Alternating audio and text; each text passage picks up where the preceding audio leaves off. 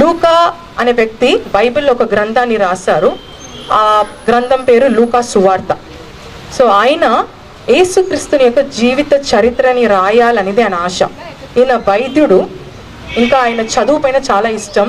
దేవుని మొదట నమ్మలేదు, ఆయన క్రైస్తవుడు కాదు, ఆయన ఒక వేరే దాంట్లో నుంచి వచ్చారు.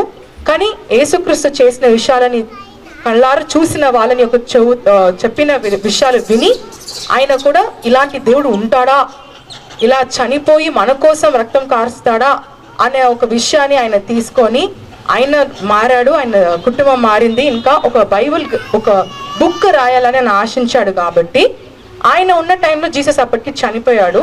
కానీ మరియమ్మ ఉండే, మరియమ్మ అనేది జీసస్ వాళ్ళ మదర్, ఆవిడ ఉండే అనమాట. సో ఆవిడ దగ్గరికి వెళ్ళి ఇంకా అక్కడ ఉన్న చుట్టుపక్కల ఉన్న వాళ్ళందరినీ అడిగి, ఆయన కళ్ళారా చూసిన వాళ్ళని అడిగి అక్కడ ఏం జరిగిందో ఆయన ప్రూఫ్తో పాటు ఇన్వెస్టిగేషన్ చేసి అన్నీ తీసుకొని ఆయన రాసిన గ్రంథమే లూకా సువార్త. నాకు మా కుటుంబానికి ప్రభువైన యేసుక్రీస్తు అంటే ఎవరో తెలియదు. కానీ యేసుక్రీస్తుని చూసి ఆయనతో పెరిగిన వాళ్ళు ఆయన గురించి చెప్పినప్పుడే నాకు ఆయన ఎవరో తెలిసింది. ఈయన ఎందుకు వచ్చారు, ఏం చేశారు అన్ని వివరాలు విన్న తర్వాత సత్యం ఏంటో తెలుసుకున్నాను. నన్ను ఆయన ఎంతో ప్రేమించి ఉన్నాడు అని అర్థమైంది. కాబట్టి నా జీవితాన్ని ఆ యేసుక్రీస్తుకి అంకితం చేసి మారు మనస్సు పొందుకున్నాను. నేను బాగా రాస్తా, నాకు చాలా విషయాలు చదవాలి రాయాలి అంటే ఇష్టం. కాబట్టి యేసుక్రీస్తుని యొక్క జీవిత చరిత్రని ఒక బుక్గా రాయాలి అని తీర్మానం చేసుకున్నా.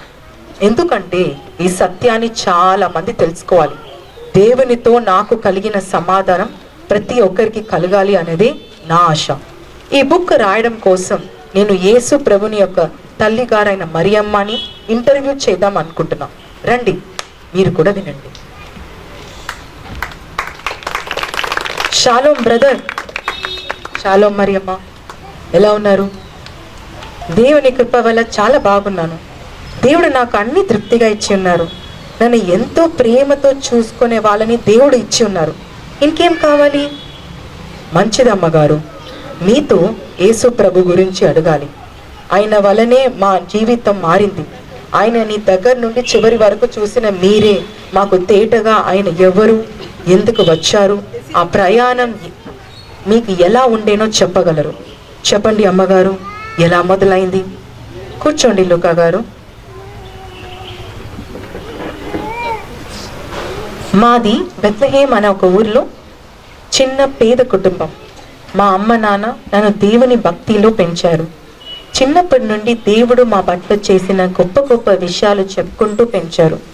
మేము ఎవరికి కనిపించని బానిసులుగా బతుకుతుండే. కానీ దేవుడు మాకిచ్చిన వాగ్దానమును బట్టి ఆయన వచ్చి మమ్మల్ని విడిపించే రోజు గురించి మేము ఎదురు చూస్తూ ఉండి, అలా ఒక రోజు నేను 17 సంవత్సరాలు ఉన్నప్పుడు ఇంట్లో పని చేస్తుండగా దేవదూత నా గదిలోకి వచ్చింది. అమ్మగారు, మీకు అప్పుడు ఎలా ఉండే? అది ఒక కలలాగుండే. చాలా భయపడ్డాను. అసలు నాకు జరిగిన ప్రతి విషయము నేను ఊహించలేని సంఘటనలుగా ఉండే. నా లైఫ్ ఇలా మారుతుంది అని నేను అస్సలు అనుకోలేదు. నాకు అప్పుడే యోసేపు అనే ఒక అతనితో ఎంగేజ్మెంట్ అయింది. నేను లైఫ్లో మంచిగా సెటిల్ అవుతున్నా అని అనుకున్న టైంలో ఇదంతా జరుగుతుంది. మీరు చెప్తుంటే ఊహించుకుంటూ వినాలనుంది. ఇంకా చెప్పండి, తర్వాత ఏం జరిగింది? అక్కడ వెళ్ళి కూర్చుందాం అమ్మగారు, రండి. భయపడకు మరియా, దేవుని వలన నీవు కృప పొందుతుంది. ఇదిగో నీవు గర్భము ధరించి కుమారుని కని ఆయనకు యేసు అని పేరు పెట్టుదు. ఆయన గొప్పవాడై సర్వోన్నతిని కుమారుడు అనబడును. ఆయన రాజ్యము అంతము లేనిదై ఉండును. ఇది ఎలా జరుగుతుంది? నేను కన్యను. పరిశుద్ధాత్మ నీ మీదికి వచ్చును. సర్వోన్నతిని శక్తి నిన్ను కమ్ముకొనును. గనుక పుట్టబో శిశువు పరిశుద్ధుడై దేవుని కుమారుడు అనబడును. నేను ప్రభు దాసురాలను, నీ మాట చొప్పున నాకు జరుగును గాక. అయిన యోసేపు నన్ను అవమానపరచొద్దు అని రహస్యముగా నన్ను వదిలేద్దాం అనుకున్నాడు. కానీ నాతో మాట్లాడిన అదే దేవదూత యోసేపు స్వప్నమందు ప్రత్యక్షమయ్యింది. యోసేపు, మరియాను చేర్చుకోవడానికి భయపడకు.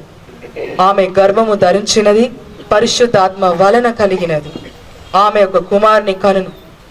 తన ప్రజలను వారి పాపముల నుండి ఆయనే రక్షించును గనుక యేసు అని పేరు పెట్టుదువు. అనే ఒక అధిపతి ప్రజా సంఖ్య వ్రాయాలని ఆజ్ఞయించాడు. యోసేపు గారి యొక్క సొంత ఊరు బెత్లెహేము కాబట్టి నన్ను తీసుకొని అక్కడికి వెళ్ళడానికి సిద్ధపడ్డాడు. అప్పటికి నేను నిండు గర్భవతిగా ఉండే.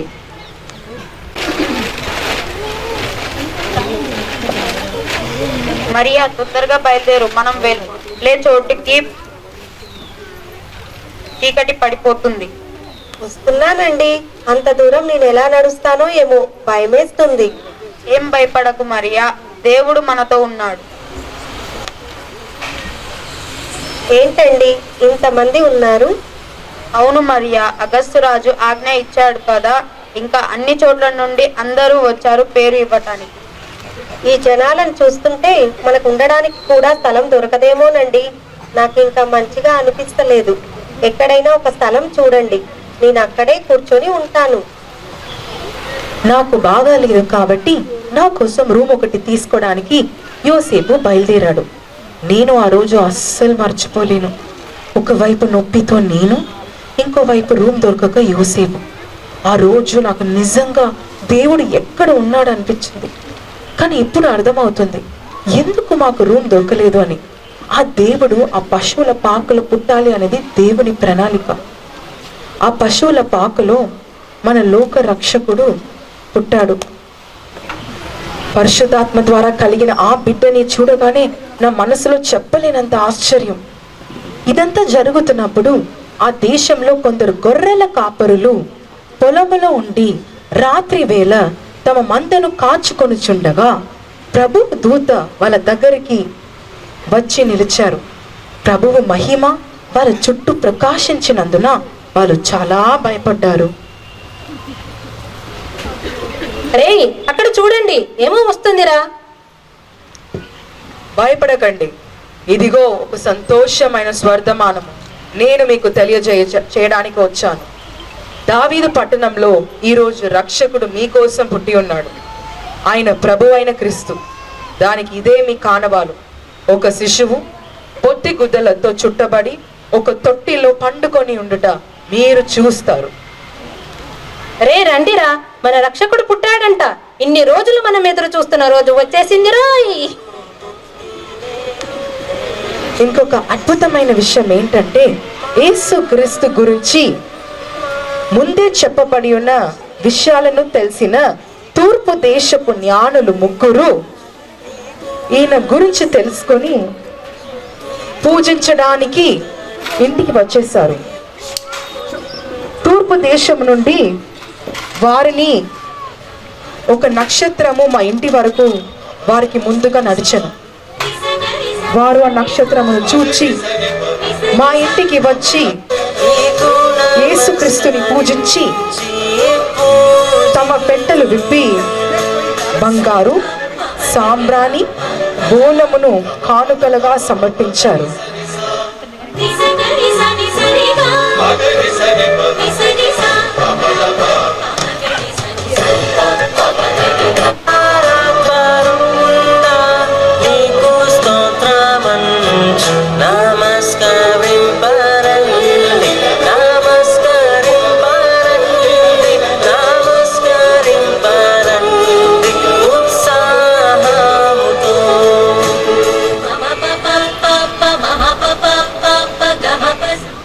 ఎందుకంటే నాకు మాత్రమే తెలుసు ఇవన్నీ ఎంత అద్భుతముగా జరిగాయో. ఇక్కడతో ఈ కథ అయిపోలేదు. లూకా గారు ఈ శిశువు పెద్దగా చాలా అద్భుతాలు చేశాడు. చాలా మందికి విడుదల ఇచ్చాడు. చివరిగా ప్రజల పాపం కొరకు తానే బలిగా ఇచ్చాడు. ఈ లోకంలో ఉన్న అన్ని రోజులు ఆయన చాలా చోట్లలో మాటల ద్వారా అయినా క్రియల ద్వారా అయినా తానే నిజమైన దేవుడని, మరియు ఆయనని నమ్ముకున్న వాళ్ళు నిత్య జీవము పొందుకుంటారని తెలియపరుస్తూనే ఉన్నారు. కానీ ఆయన మరణించి 3వ రోజు తిరిగి లేచినప్పుడే అందరికీ అర్థమైంది ఈయన మామూలు వ్యక్తి కాదు కానీ ఈ లోకాన్ని రక్షించడానికి వచ్చిన దేవుడు అని. ఎలా ఉండే అమ్మగారు ఆయనని అంత కడుతున్నప్పుడు, సిలువలో వేసినప్పుడు మీకు ఎలా ఉండే? అయ్యో లోక, నేను చెప్పలేను ఆ బాధని. విరిగిపోయింది నా హృదయం. ఆయన తిరిగి లేచినంత వరకు రాత్రి నిద్ర పట్టలేదు నాకు. ఆయనకి జరిగిన ప్రతి విషయం అందరూ ఆయనని కొట్టినది నా కళ్ళ ముందే ఉండే. మరి ఎప్పుడు ఆయనకి వీళ్ళ కోసం నేను ఎందుకు పరలోక మహిమని వదిలేసి వచ్చాను, ఎందుకు నేను చావాలి వీళ్ళ కోసం అని అనిపించలేదా? అస్సలు లేదు లూకా. ఆయన చాలా ఫిక్స్ అయి వచ్చాడని అనిపించింది నాకు. ఆయన కళ్ళల్లో ఎంతో ప్రేమ నీ చూసా నేను. ఈ లోకాన్ని, ఈ మనుషులను ఎంతో ప్రేమించాడు. ఎన్నో రోజులు మేము వేచి ఉంటాం ఇంట్లో ఆయన కోసం, కానీ ఇంటికి రాడు. తిన్నారో తెలియదు, విశ్రాంతి తీసుకున్నాడో తెలియదు. ఒక తల్లిగా నాకు చాలా బాధేస్తుంది కదా. మేము వెతుక్కుంటూ వెళ్ళి చూస్తే నేను ప్రజలతో ఉన్నా రాలేను అని చెప్పేవారు. రాత్రి పగలు వాళ్ళతోనే ఉండడం, బోధించడం, స్వస్థపరచడం, ఓదార్చడం, ఇవే. ఆయన చివరి క్షణంలో కూడా ఆయనని కొట్టినప్పుడు నా వైపు అలా చూశారు. అప్పుడు కూడా ఆ కళ్ళలో అంత ప్రేమ కనిపించింది నాకు. ఆయన ఈ లోకాన్ని ఎంతో ప్రేమించాడు కాబట్టి ఆయన ప్రాణాన్ని ఇవ్వగలిగాడు మన పాపాల కోసం. వింటుంటే ఒళ్ళంతా జలదిరిస్తుందమ్మా. నేను ఎందుకు ఆయన ఉన్నప్పుడు లేను అనిపిస్తుంది అమ్మగారు. ఇప్పుడు నీకు ఇంకా మంచిది లూకా. ఆయన ఎక్కడ ఉన్నాడో నువ్వు అక్కడికి వెళ్ళక్కర్లేదు. నువ్వెక్కడ ఉన్నావో ఆయన నీ దగ్గరికి వస్తాడు. శరీరంలో కాదు, ఆత్మలో నీలో ఉండి నీతో మాట్లాడుతూనే ఉంటాడు. ఆయన నామం పేరట ఏం అడిగినా ఇస్తాడు, చేస్తాడు, నడిపిస్తాడు. నిజముగా నేను సత్యం తెలియకుండా నశించిపోయేవాడిని, కానీ నశించిన దాన్ని వెదకి రక్షించుటకు మనుష్య కుమారుడు వచ్చాడు. నాలాగా చాలా మంది ఈ సత్యాన్ని తెలుసుకొని యేసయ్యని మారు మనసు అడిగి ఆయన ప్రేమలో జీవించాలి అని నేను కోరుకుంటున్నాను అమ్మగారు. ఖచ్చితంగా దేవుడు నీ ప్రయాసాలన్నిటినీ దీవించి నెరవేర్చును కాక. నువ్వు రాయబోయే ఈ పుస్తకము తప్పిపోయిన చాలా మందిని యేసు ప్రేమకు తీసుకురావాలని కోరుకుంటూ ప్రార్థించుకుంటున్నా. యేసు నీతో ఉంటాడు. ఈ పుస్తకం రాయడానికి సహాయం చేస్తాడు. లూకా గారు వెళ్ళిరండి.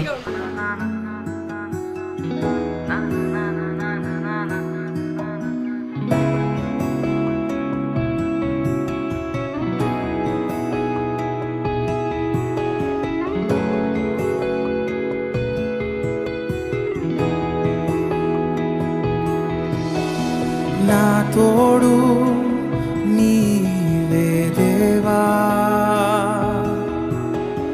నా బలము నీవే ప్రభువా. నా తోడు నీవే దేవా, నా బలము నీవే ప్రభువా. నా ధైర్యం నీవే దేవా, నా సర్వం నీవే ప్రభువా. నా తోడు నీవే దేవా, నా బలము నీవే ప్రభువా. నా ధైర్యం